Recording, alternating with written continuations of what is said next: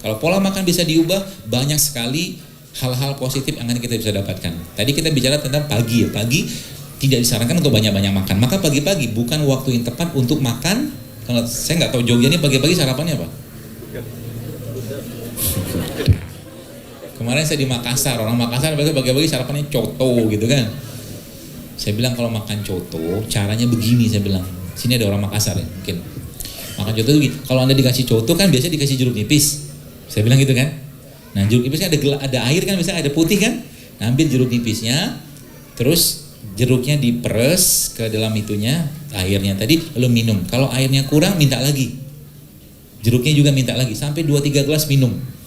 Supaya nggak sempat makan cotonya, saya bilang.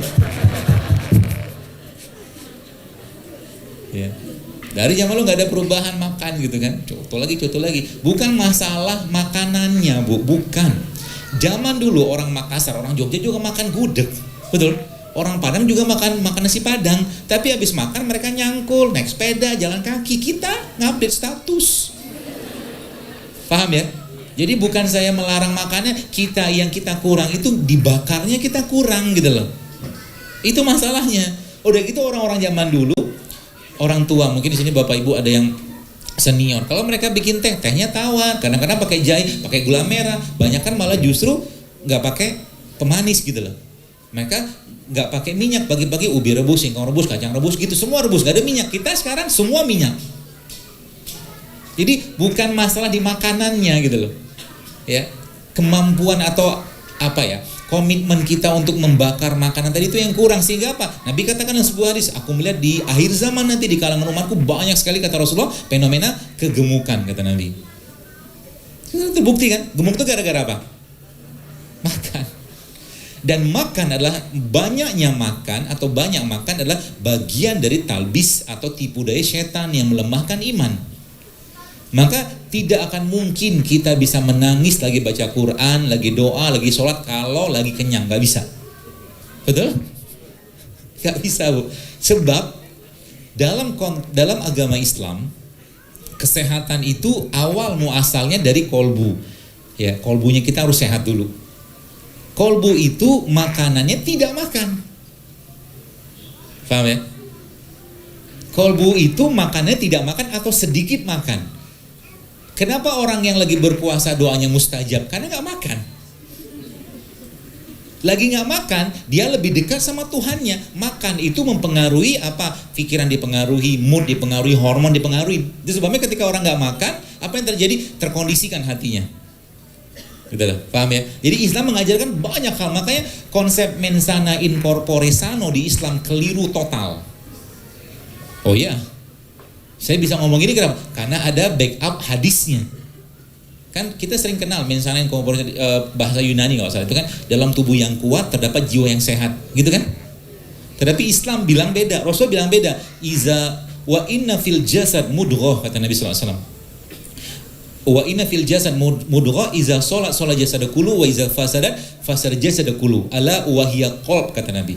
Ketahuilah dalam tubuh manusia terdapat segumpal daging. Kalau daging itu baik, baiklah semua. Daging itu rusak, rusaklah semua. Ketahuilah daging itu adalah kolbu atau hati. Maka fisiknya kita sehat atau tidaknya, kata Nabi alaihissalam, dimulai dari sehatnya kolbu dulu.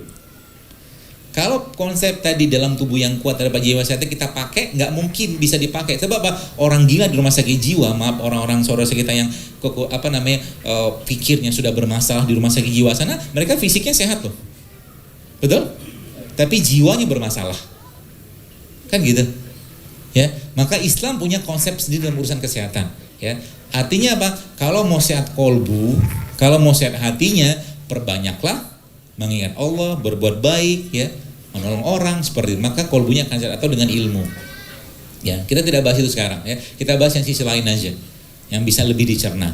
Jadi itu kata kuncinya pertama itu. Jadi kolbu itu justru malah jangan banyak makan. Jadi kalau Anda mau deket-deket sama Allah, jangan banyak makan. Ya, Rasulullah SAW ketika beliau meninggal, ubannya beliau cuman, dalam beberapa kitab disebutkan ada yang mengatakan 20, ada yang mengatakan 11, ada yang mengatakan 3. Uban adalah tanda penuaan. Ya, jadi kalau ada orang masih usia 20 tahun gitu ya, 30 tahun sudah ubanan, kemungkinan apa? Kemungkinan mungkin kebanyakan mikir, atau yang dimakan menyebabkan banyak masalah ke badannya sehingga elektronnya bisa lepas satu demi satu. Ya, makanan olahan, ya makanan-makanan yang sifatnya nggak sehat, gitu, udah paham lah. Nanti kalau Bapak Ibu sudah menerapkan pola-pola ini, insya Allah itu akan lebih gampang sekali ngerti. Nih kalau saya makan ini kira-kira bikin masalah ke badan atau bikin sehat, dulu. Kita akan paham sendiri, dan Allah akan memberi petunjuk kepada kita tentang itu. Dan kalau nggak sehat kita lebih memilih, kalau nggak sehat dan tidak darurat kita akan lebih memilih untuk tidak makan itu. Ya, contoh mungkin Indonesia, mungkin di sini tidak ada satupun yang tidak terkena lidahnya dengan micin. Tidak ada satupun kita di sini mungkin yang tidak pernah kena mie instan. Ya. Dan mie instan sebenarnya salah satu makan yang sangat-sangat, kalau boleh saya kan sangat tidak sehat sebenarnya. Ya. Ya kalau mungkin saya katakan ya semakin banyak orang ya semakin kita kena. Jadi makanan itu Bapak sekalian gini. Sedemikian juga alkohol ataupun narkoba memberikan kecanduan, maka makanan juga bisa memberikan kecanduan. Jadi kalau ada orang ngomong gini misalkan, kalau pagi-pagi saya tidak minum teh manis saya pusing. Itu dia sakau dengan gula pasirnya. Kalau pagi-pagi saya tidak minum kopi manis, kopi yang pakai gula, saya begini begitu juga lagi sakau tuh. Jadi hati-hati, ya, hati-hati dengan makanan karena makan bikin kecanduan. Sedemikian juga saya katakan alkohol dan narkoba, dia melok reseptor di badan kita, terutama di otak, dia ngelok. Tepung itu paling sering dia melok maksudnya harusnya bukan ke situ dia ngumpulnya, tapi dia bikin di situ gitu kan. Tepung tuh paling sering. Ya, coba Anda tantang diri Anda.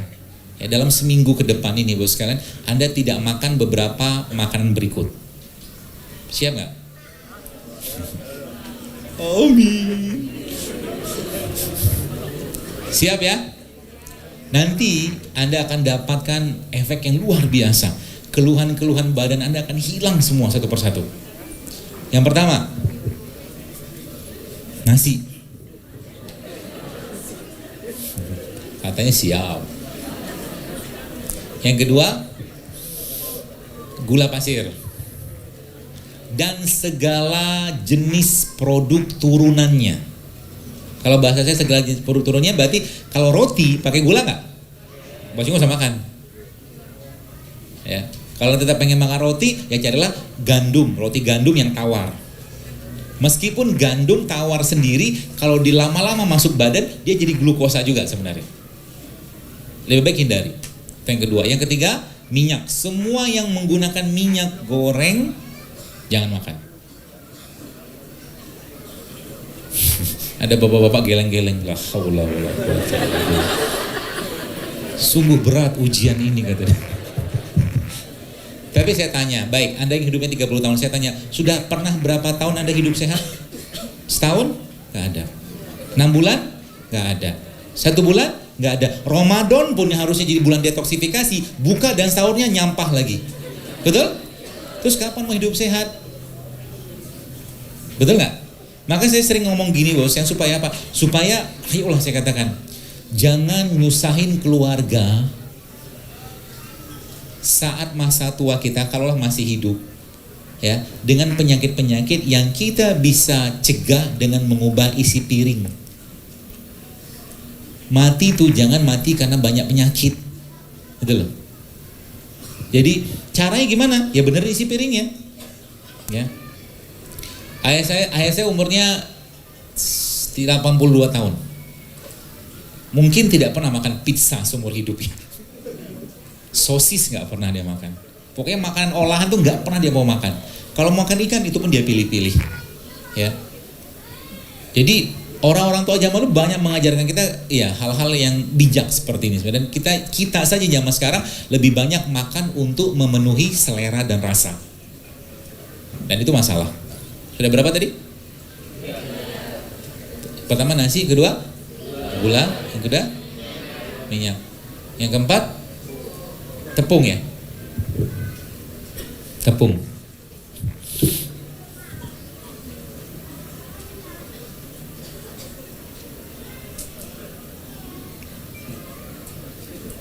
Sudah cukup?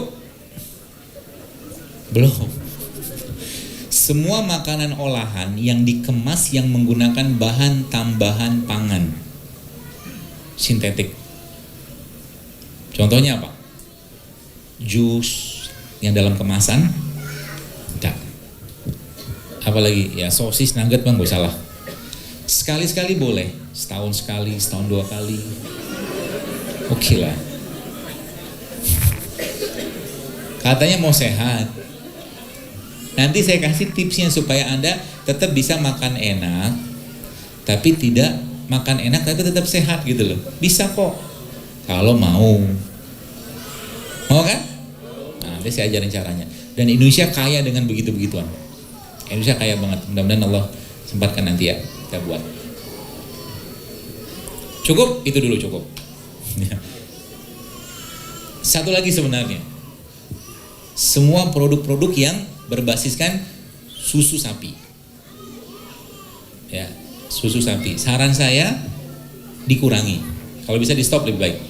Gantinya dengan apa? Banyak. Ya, dengan susu kacang bisa.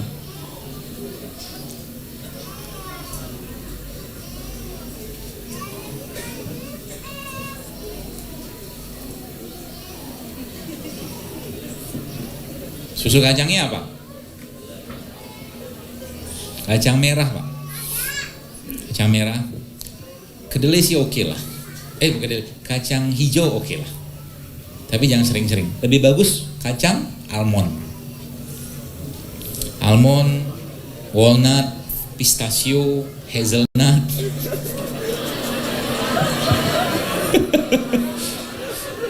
Langsung komen dia. Mahal lah apa. Baik, banyak yang tidak tahu hadis ini. Jadi Nabi pernah bilang gini, sedekah yang paling baik itu sedekah kepada keluarga. Hadisnya begitu. Tapi yang tidak kalah pentingnya adalah ternyata Rasul menyebutkan dalam hadis yang lain bahwa ternyata sedekah yang tidak kalah baiknya adalah sedekah kepada diri sendiri. Jadi ketika Anda hidup sehat, Anda beli makanan-makanan yang sebulan mungkin agak sedikit tinggi harganya tadi dan Anda niatkan sebagai bentuk sedekah ke diri Anda, itu pahala. Pahala loh, serius. Daripada makan yang gak jelas-jelas, lebih baik gak usah makan sekalian. Makanya kemarin ada mahasiswa tanya ke saya, pas kajian di mana gitu kan, dokter, saya kan mahasiswa dengan low budget. Saya bilang, oh iya, terus bagaimana cara hidup sehat supaya tetap bisa sehat? Saya katakan, oh gampang sekali. Islamic healthy lifestyle itu sangat low budget. Itu caranya gimana? Puasa. Ya kan? Banyakin aja puasa. Lagi hari berbukanya cari masjid yang ngasih iftar. Atau cari gitu kan restoran-restoran gitu kan yang menyediakan buka puasa gratis gitu kan. Siapa tahu kan low budget. Ya, healthy lifestyle dalam Islam itu sangat low budget, serius. Caranya gimana? Lebih banyak, kita lebih jarang makan daripada makannya, gitu loh. Dan cara ini kalau Bapak Ibu benar-benar praktekkan itu efeknya luar biasa. Maka sebenarnya kalau nanti sudah ngerti polanya, nanti Bapak Ibu sekalian makan itu sehari itu cuma sekali udah cukup. Makan sekali sehari cukup. Pagi gak usah makan. Makannya apa? Buah sayur sedikit. Atau mungkin bikin salad-salad. Atau mungkin makanan-makanan ringan kayak begini yang sehat.